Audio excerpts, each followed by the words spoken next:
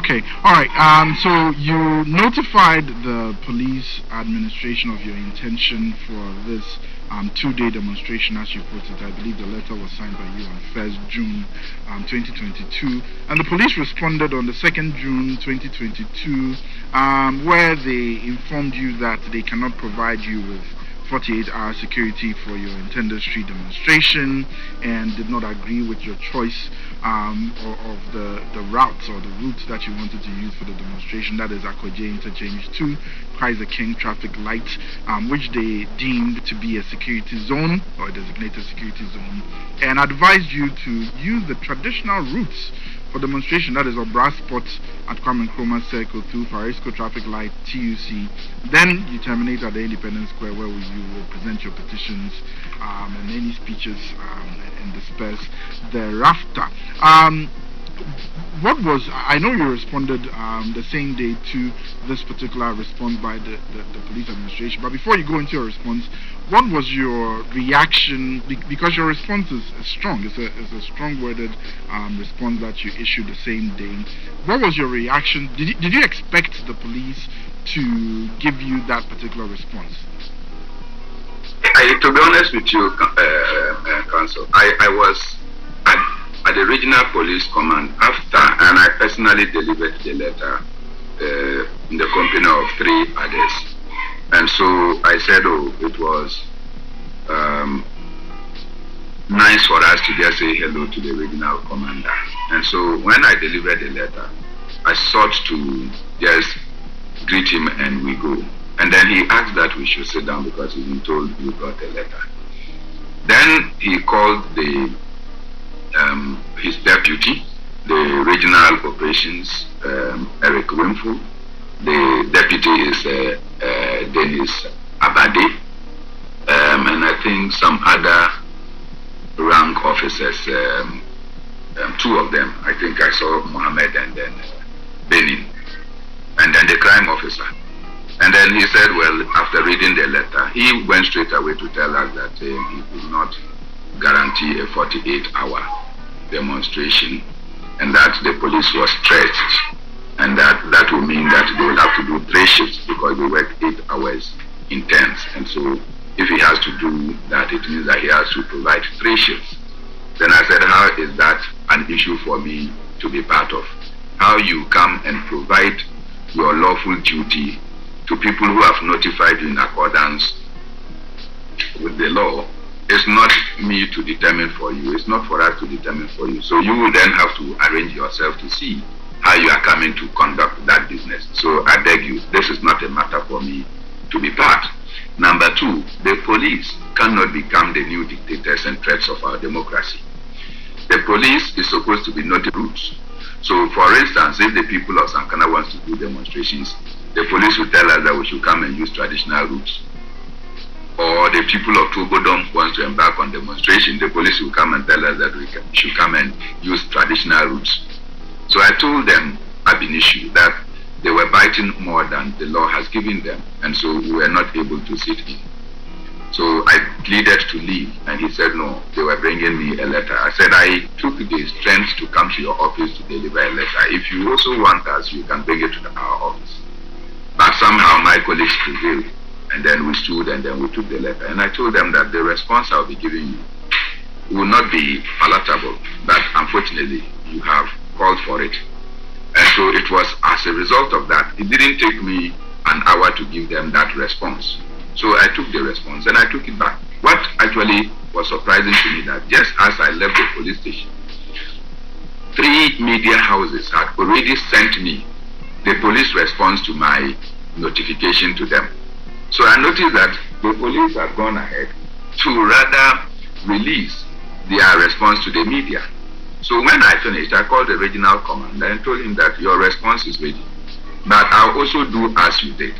We'll also release it to the media and bring you your response, because I thought that there was some level of fidelity amongst us. We came to your office, we gave you a letter. You gave us a response and suddenly leaked yours. We will also do the same. We also have capacity to get our message across to the media before it can get to you. So precisely that is what I did. Now, Counsel, take note of this. The police is claiming that some route is a security zone. Yes. So the police can just get up any day and decide that a particular section of our nation is a security zone. But Bernard, if it's a security zone, the same route that we are talking about, every day I see all manner of vehicles, all manner of persons moving to and fro on the same streets. And I don't see the police mount any proper surveillance along those streets to indicate the kind of security zone that they are talking about. And I'm sure you have been using the same routes that I'm talking about. All of us use from Circle through to the Nima police station to the Thomas Sankara interchange or Aqua J interchange. And we use it all the way to Aviation Social Center where we go to play our games. Yes, but so you're talking about... It is only when we want to do protestation that it becomes a security zone. It is this same route that when the Iowa West Wagon violence took place, we presented a petition through that same street. Okay? It is within that same street that the Occupy Ghana, Occupy the Flagstaff House also used.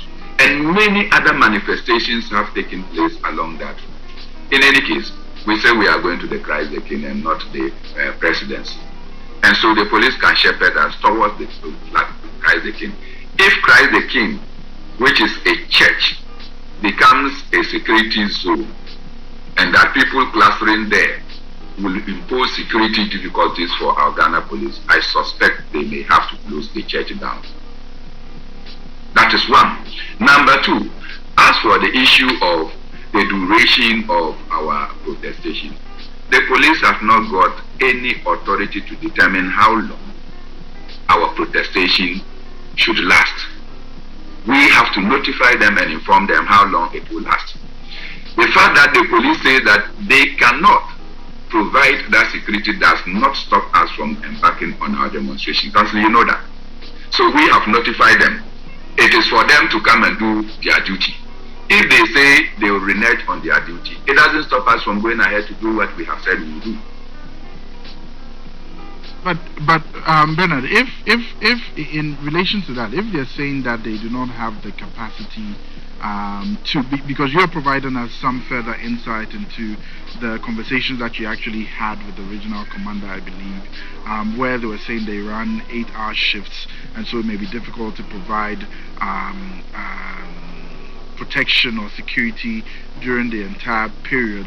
Is it not reasonable? I mean, taking out any malice or any ascribing any ill intention to the police, isn't it reasonable for them to say that they may not have the manpower to be able to deal effectively, provide you with that security that you would need and the public in general will need for such a demonstration? Counsel, how is that my duty? It is the duty of the police to provide security for people who have lawfully written that they are going to embark on this demonstration. Take note that under the Public Order Act, we have to give them at least 5 days notification. Yes. Our notification is virtually 20 days, 21 days notification that we have given them. So they should be able to put their act together before then. Precisely. Except that they are telling me that the Ghana police is so incompetent that they are not able to rally themselves in order to contain a situation as minimum as this. So I don't think that that is my duty to tell the police that realign your operations in order to do your duty as required by law.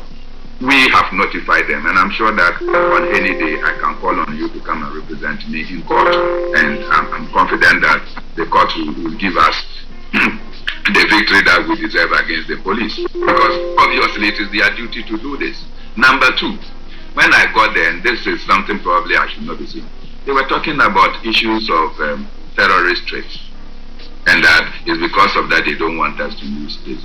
Then I said, the more terrorism that confront the people of Ghana, it is not the imaginary one that the national security is talking about. In fact, in those countries where we are even talking about, and this is what I told them, we are talking about Burkina Faso, Mali, and whatever. People are still on the street doing protestation, despite the fact that there is some insurgency there. In Ghana, it is imagined that it may come, And so because it is imagined that it may come, people's peaceful protestation must be stopped. Number two, the terrorism that confronts the people of Ghana has to do with the unbearable food prices that we are having in the country. It has to do with the escalating daily increases in prices of petroleum products, utilities, and what have you. It has to do with the vulgar and nebulous policies that government is churning out that turn around to impose a lot of difficulties and survival issues of the people of Ghana. It has to do with what I call the confiscation of our savings through the electronic transfer levy. That when I put my money on my wallet, because I am not near any bank, then when I have to transact, government confiscates a part of it. These are the terrorists that are attacking and confronting the people of Ghana, not the imaginary one that the police and national security wanted to believe. So clearly, from your response, you are ready. You seem to preempt, or you seem to sort of predict that this matter will probably end up in court, and you're ready to face the police. That is the requirement of the Public Order Act, and we just wanted to avert their minds to it, that if they have any difficulty, the only option is for them to go to court. But they can't not get up so moto and say that they have stopped us from going on our manifestation. And if they go to court, I will be glad to make you our counsel, and I'm sure you will not disappoint me. All right, Bernard, before